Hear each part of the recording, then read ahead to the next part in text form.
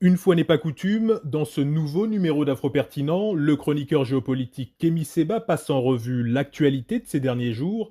Au sommaire, la rencontre le 4 septembre dernier à Paris entre les présidents Emmanuel Macron et Alassane Ouattara, le report à une date ultérieure de l'entrée en vigueur de l'ECO, la monnaie unique en zone CEDEAO, les inondations dévastatrices au Sénégal après les pluies diluviennes qui ont frappé le pays, et enfin, l'interdiction au Bénin début septembre de la vente de produits sous forme de thé ou tisane à base d'artémisia, cette plante aux vertus médicinales préconisée par Madagascar dans la lutte contre le coronavirus. Bonjour à tous, bienvenue sur Afro Pertinent. Kémy Séba, bonjour. Bonjour Nadège. Retour sur l'actualité du continent, une actualité plutôt riche. Ces derniers jours, nous parlons en début d'émission de la rencontre Ouattara-Macron. Les deux hommes d'État ont abordé plusieurs sujets complexes. Kémy Séba, on en parle avec vous. Il y a tellement de choses à dire, cher Nadège, tellement de choses à dire sur ce rendez-vous. En effet, il y a eu une vague de commentaires, une vague d'analyses qui ont été exposées ces derniers jours, mais on n'est pas forcément rentré en profondeur sur le sujet. Alors, quand on parle de Macron-Ouattara, il est important quand même de contextualiser leur rendez-vous. Celui-ci arrive quelques jours après que Emmanuel Macron soit parti, encore une fois, faire preuve d'ingérence au Liban. Il est parti donner des leçons de démocratie, des leçons de bonne gouvernance, des leçons de justice sociale, des leçons de lutte contre la corruption, bref, des leçons infinies au reste du monde, leçons que lui-même n'applique pas dans son propre pays ou avec ses partenaires. Si Macron a fait ça au Liban, sans faire de digression, c'est parce que le Liban est un enjeu géopolitique puissant par rapport à Israël, d'accord, puisque le Liban et l'Iran sont constitués avec la Syrie un axe de résistance contre la présence occidentale au Moyen-Orient. C'est important quand même qu'on puisse le préciser avec fluidité. Et donc, la manière dont il demande, en se présentant comme l'ami du peuple, dont il demande au gouvernement libanais qui surfe, d'accord, en tout cas les impérialistes surfent sur l'incident qu'il y a eu au Liban pour faire des leçons de démocratie, cette manière-là d'agir, il ne l'a pas avec son partenaire Alassane Ouattara, qui est son premier partenaire en Afrique aujourd'hui, son plus fidèle collaborateurs, et certains diront, je peux le dire avec fluidité, même si on sait que la cellule de communication d'Alassane Ouattara va nous envoyer des gens qui payent 500 francs CFA par mois pour insulter avec plein de fautes sur Internet, mais c'est la réalité, c'est son plus grand serviteur, c'est le plus grand serviteur de la France-Afrique en ce début de 21e siècle. Et donc, il est intéressant de noter que le même Macron qui est parti donner des leçons de démocratie à l'extérieur n'a pas appliqué ces leçons de démocratie vis-à-vis de Ouattara, puisqu'il ne s'est pas prononcé pour condamner le troisième mandat, la nouvelle candidature présidentielle de Ouattara aux élections. Donc, le deux poids, deux mesures est assez intéressant, et ça nous rappelle une chose. Quand les oligarchies occidentales viennent donner des leçons, des bons points ou des mauvais points au reste du monde, analysez toujours s'ils se comportent de cette façon avec tous leurs partenaires. Tout dépend de leurs intérêts. Il n'y a pas d'amis en géopolitique. Il n'y a malheureusement que des intérêts, et des intérêts puissants en ce qui concerne le lien entre Alassane Ouattara, qui est le chef de l'UMOA aujourd'hui, très clairement, d'accord, donc des pays d'Afrique francophone, en Afrique de l'Ouest, et l'oligarchie française. Un autre élément extrêmement important dont ils ont parlé, et on a su qu'ils en ont parlé, puisque Alassane Ouattara est arrivé à Abidjan, et lorsqu'il est arrivé à Abidjan, il a énoncé ce propos, qui faisait donc suite à l'échange qu'ils avaient eu, la question du franc CFA. Et c'est un rendez-vous historique sur ce terrain-là, parce qu'il consacre, contrairement à ce que beaucoup ont pensé, la victoire, ou du moins une bataille gagnée, une de plus, contre le franc CFA. Et je vais m'expliquer.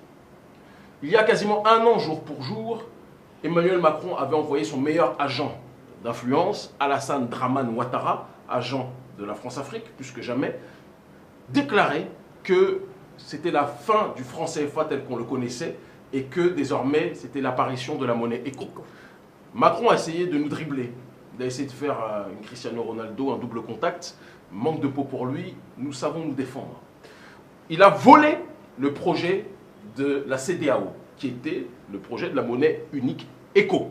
Il a volé le nom de cette monnaie, chose qui est illégale normalement sur ce terrain-là, très clairement, et il a voulu garder l'arrimage à l'euro.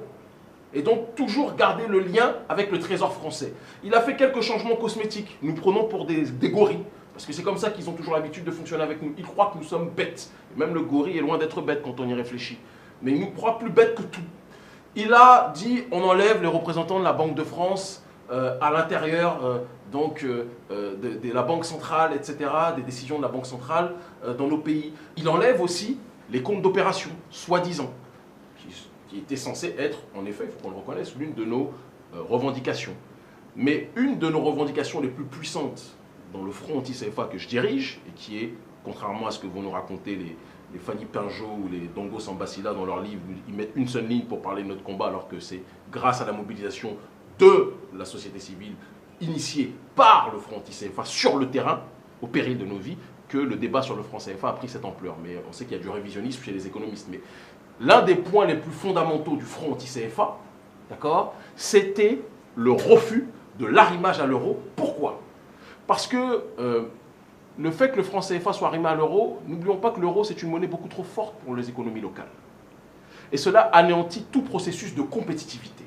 Et d'ailleurs, la balance commerciale des pays d'Afrique de la zone franc est déficitaire, à l'exception de la Côte d'Ivoire. Et donc, l'une des revendications principales pour lesquelles nous voulions la fin de l'arrimage à l'euro, c'était justement qu'on puisse avoir une compétitivité qui renaisse.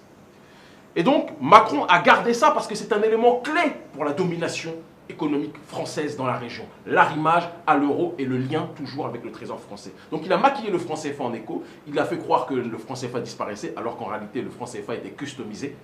Mais Macron ne s'attendait pas, et Ouattara ne s'attendait pas à une réalité.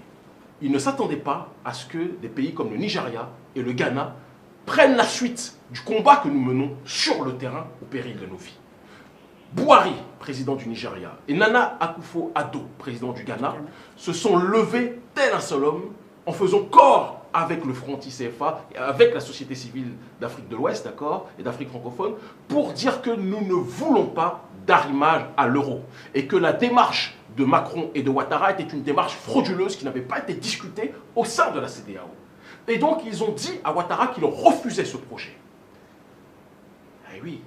Ils ont dit à Ouattara que la seule monnaie éco qui verra le jour sera la monnaie éco comme le voulait la société civile, comme le voulait le franc CFA, comme le voulait le front anti-CFA, une monnaie qui serait complètement débarrassée des liens avec la France.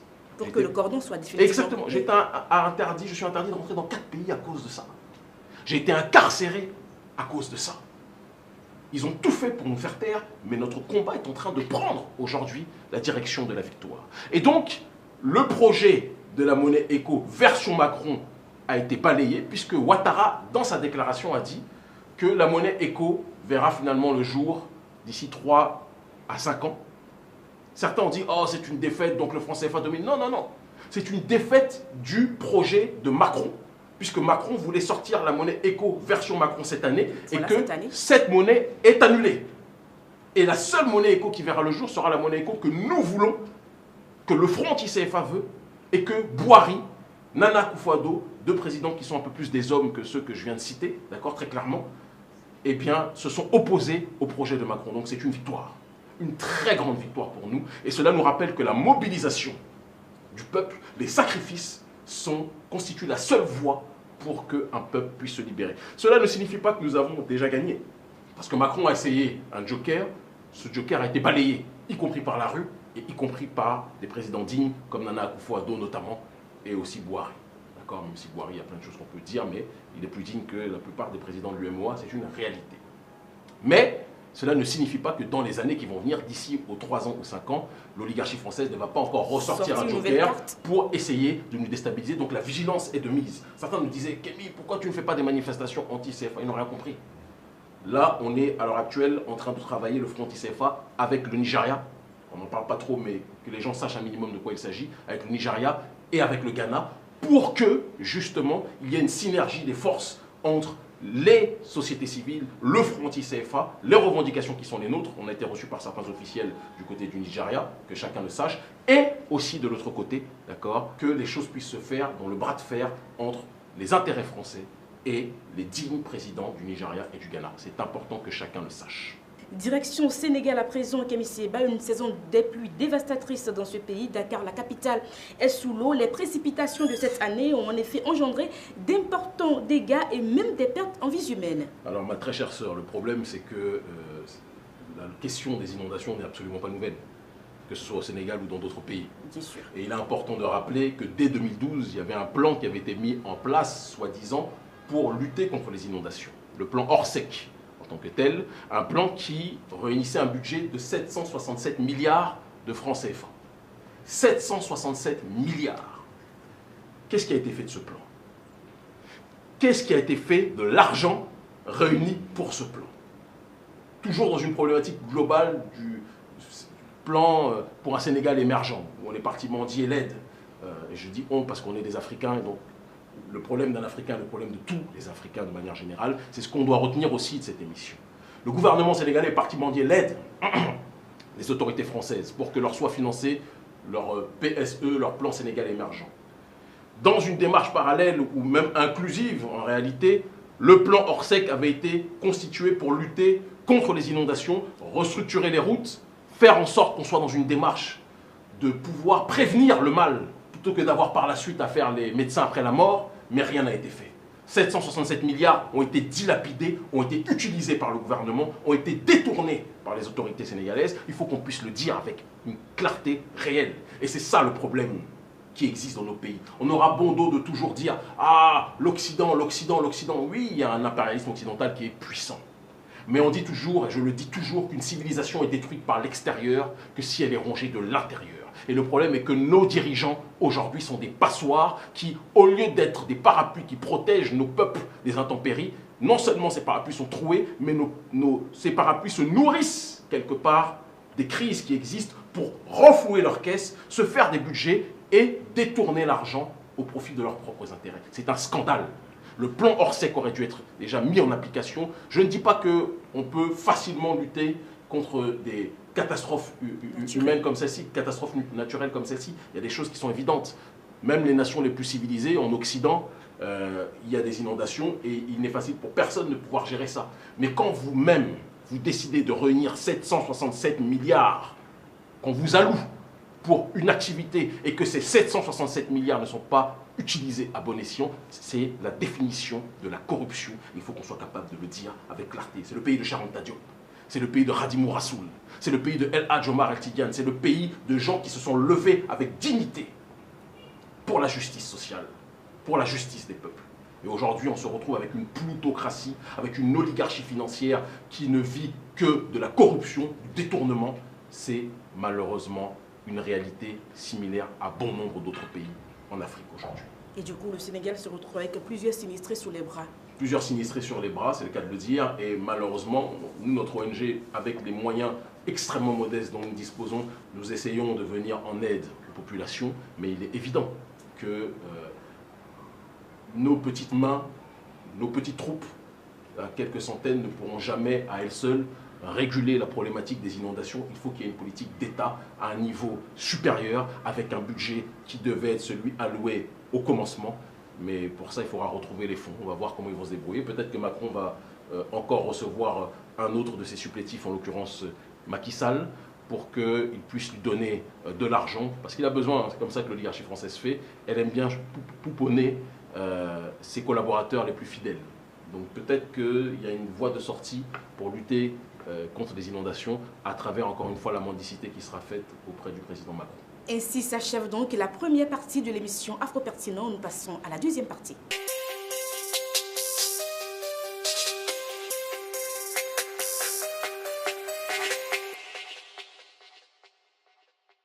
Dans cette deuxième partie de l'émission, nous commençons par la Guinée. Le président guinéen Alpha Condé qui confirme être candidat à 82 ans à un troisième mandat malgré une contestation qui a coûté la vie quand même à plusieurs civils. J'ai envie de dire malheureusement, ma très chère sœur, rien de neuf sous le soleil. On vit dans un pays qui s'appelle la France-Afrique. Ça sert à rien de dire Guinée, Sénégal, Côte d'Ivoire, Bénin. C'est la France-Afrique. C'est une nation aujourd'hui, une nation colonisée, d'accord, dirigée par une oligarchie française avec ses supplétifs africains. Alpha Condé, qui dirige un pays qui a quand même connu des géants comme Sékou Touré, quelles que soient les critiques qui pourrait lui être imposée par la bien-pensance. Évidemment, tout n'a pas été parfait dans son règne, c'est le cas de le dire, dans sa direction, c'est le cas de le dire, il faut qu'on le reconnaisse. Mais il n'en demeure pas moins que c'était un grand opposant à l'impérialisme. Et aujourd'hui, on a un Alpha Condé supplétif absolu de cet impérialisme, qui est un des grands amis de Georges Soros, c'est quand même important de le souligner, qui est Georges Soros, c'est l'une des plus grandes figures, si ce n'est la figure principale de ce qu'on va appeler le globalisme néolibéral, d'accord. Alpha Condé, un ami de Bernard Kouchner, trempé dans les scandales évidemment humanitaires de manière générale, là aussi, et un Alpha Condé qui est un violeur de constitution. Il faut qu'on puisse là aussi le dire avec une réalité qui ne cache pas son nom. Quelqu'un qui a connu, qui était soi-disant un opposant, soi-disant, bon, il a connu la prison quand même, et moi qui ai connu, je sais ce que c'est, donc je ne joue jamais avec ça, quels que soient les motifs pour lesquels il a été envoyé, il a été mis en prison, c'est important de le préciser, parce que soi-disant, il luttait soi-disant pour la démocratie. Le constat aujourd'hui est sans appel.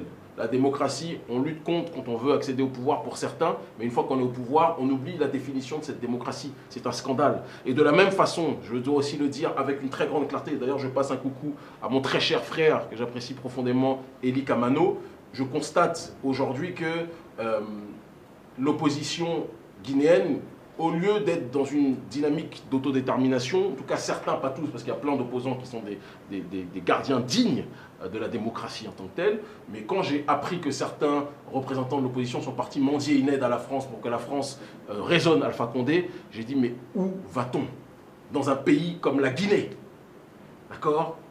Dans un pays comme la Guinée, être dans cette démarche au XXIe siècle, de réclamer, de demander l'aide de la France pour que la France fasse l'arbitre entre l'opposition et Alpha Condé, c'est-à-dire qu'on a d'un côté un président qui est à la botte de l'Occident, très clairement, d'accord, et de l'autre côté, on a une opposition qui demande l'aide de l'Occident. Donc comment le peuple guinéen peut s'en sortir avec une classe politique qui est aussi fatiguée politiquement, géopolitiquement de manière générale? C'est quelque chose, moi, qui m'inquiète, je ne vous le cache pas, profondément. Et j'ai un message à passer à cette population guinéenne que j'aime tant. C'est aussi un des pays où le gouvernement m'a interdit de rentrer. Pourtant, Dieu seul sait que notre message est extrêmement audible et populaire là-bas. Je demande véritablement à la société civile guinéenne qu'elle ne se laisse manipuler par personne. Qu'elle ne se laisse manipuler, parce que le but n'est pas de renverser Alpha Condé pour placer un autre responsable politique qui sera à la botte de l'Occident. Il faut que la voie politique alternative à Alpha Condé soit une voie issue du peuple et qui serve les intérêts de la Guinée et de l'Afrique et non pas de l'oligarchie occidentale. Parce que quand vous demandez l'aide du diable, quand vous demandez l'aide de la France pour qu'elle vienne arbitrer les choses, si la France accepte le deal, le nouveau responsable devra suivre l'agenda voulu par la France. Et donc il est très important que la société civile guinéenne soit extrêmement attentive aux alternatives qu'elle va proposer par la suite. Elle est maîtresse de son destin. L'Afrique observe. Si j'avais la possibilité de rentrer en Guinée, j'y serais à l'heure actuelle. Tout le monde sait malheureusement le climat politico-juridique dans lequel je suis, puisque ce n'est pas un secret, tous les chevaliers africains de l'Occident essaient de me barrer la route parce qu'ils ont peur que je réponde le message un peu partout. Le message qui passe de toute façon grâce à l'émission Afro-Pertinent sur Vox Afrique. Et Kémy Séba, la distribution des produits à base d'artémisia interdite au Bénin. Le Bénin suit en griffe les consignes de l'OMS qui étaient dès le départ contre la commercialisation de l'artémisia. On peut le dire en effet, qu'ils suivent entre guillemets les recommandations de l'OMS. On ne va pas répéter une énième fois qui ils sont, une mafia, d'accord, à la tête du lobby le plus puissant, peut-être avec le lobby des armes, qui est le lobby pharmaceutique. Un lobby tellement puissant qu'il est capable aujourd'hui de décider de la vie ou de la mort de millions et millions, pour ne pas dire de milliards de gens. L'OMS sait pertinemment que des plantes telles que l'artémisia peuvent soigner la population, et je le dis devant les caméras aujourd'hui, c'est diffusé partout en Afrique francophone et dans la diaspora, notre émission, d'accord. Cette plante, artémisia, peut guérir les gens. Tout comme la chloroquine, sur un autre terrain, tel que promu par le professeur Raoult, peut guérir les gens. Mais il y a des gens qui n'aiment pas que le peuple puisse être guéri sans qu'il puisse en tirer profit. Je ne vais pas citer quelle est cette caste, mais ceux qui réfléchiront sauront pertinemment de qui il s'agit. Une oligarchie qui, même si elle voit la population mourir, tant qu'elle fait du bénéfice, c'est bon pour elle. Si elle ne gagne pas d'argent dessus, c'est quelque chose qui est problématique, même si la population est guérie. Et donc, l'artémisia afra, chez nous, en tout cas, c'est la spécificité de l'artémisia dans son acception africaine, telle qu'en parlait mon frère Jérôme Mouniangui, d'accord. Cette plante guérit les gens. Moi-même qui vous parle, j'ai pris cette plante, j'ai été guéri. D'accord? Du palu, d'un certain nombre de choses. Et je l'ai pris de manière préventive et ça m'a évité des tas de problèmes. Je n'ai pas encore eu le Covid. Espérons que ça ne viendra jamais. D'accord? Mais quand on sait s'en prémunir, quand on sait se prémunir du mal, on a beaucoup plus de chances d'éviter de tomber malade.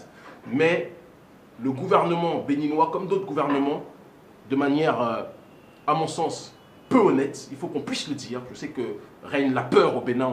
Certains ont peur de dire les choses telles qu'ils les pensent. Et à un moment donné, ça suffit. On est en période d'une crise économique qui dépasse l'entendement. Certains commerçants ont pu arrondir leur fin de mois sans aide de l'État, uniquement en vendant de l'artémisia, il faut le préciser, d'accord? Et on est en train de couper les reins financiers des petits commerces dans cette réalité. Moi-même qui vous parle, j'ai un espace commercial qui vend de l'artémisia. L'artémisia est le produit que nous vendons le mieux depuis des mois et des mois. Déjà, il est important de le préciser, parce que les gens ne le savent pas, mais ça me permettra aussi de donner un mot dessus. Durant tous ces derniers mois, on nous a fait les problèmes les plus impossibles lorsqu'on envoyait les produits dans la diaspora. La Poste et d'autres entreprises que je ne vais pas citer, d'accord, bloquaient systématiquement les commandes d'artémisia ou de plantes naturelles que nous envoyions à la diaspora. Parce que c'était des consignes, c'est pas à eux que j'en veux, mais c'est des consignes qu'ils recevaient de l'État français ou d'autres États occidentaux qui ne veulent pas que ça puisse nuire au business pharmaceutique parce que tout le monde a des contrats avec ce lobby puissant. D'accord? Et donc, on s'est retrouvé avec certains clients qui recevaient des cargaisons et les produits qu'ils avaient commandés, mais il y avait une partie des produits commandés qui n'arrivait pas, et très souvent, c'était lié, pas toujours, mais très souvent, lié aux plantes, etc. Et ils me disaient, ah, mais il y a des commandes il manque tel produit. Et nous, pourtant, on a envoyé tout. Mais parce que l'OMS aujourd'hui est en train de faire de mettre une pression maximale sur tous les États pour que toutes les plantes naturelles et les produits naturels qui peuvent permettre de soigner cette maladie soient écartés pour que l'OMS ait le monopole quand ils vont sortir le vaccin qu'ils souhaitent mettre en avant. Et donc il y a un problème quand même de fond sur ce terrain-là et je suis profondément déçu, d'accord, que le gouvernement béninois rentre dans cette démarche en disant que oui, ça viole les règles de la médicamentation, il n'y a pas de contrôle, etc., etc. C'est quand même à mourir de rire. C'est quand même à mourir de rire. Qu'en ce 21e siècle, on soit encore en train de refuser ce que la nature nous offre comme plantes, ce que la nature nous offre, et qu'on soit capable d'accepter de se droguer par rapport aux produits fabriqués par des lobbies pharmaceutiques qui savent très bien que les produits qu'on nous vend peuvent eux aussi avoir des effets secondaires.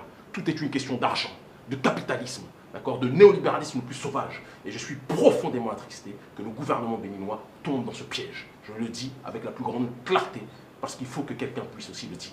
Merci à vous, Kémy Séba, sur l'émission Afro Pertinent de ce jour. Nous avons fait le tour de l'actualité africaine.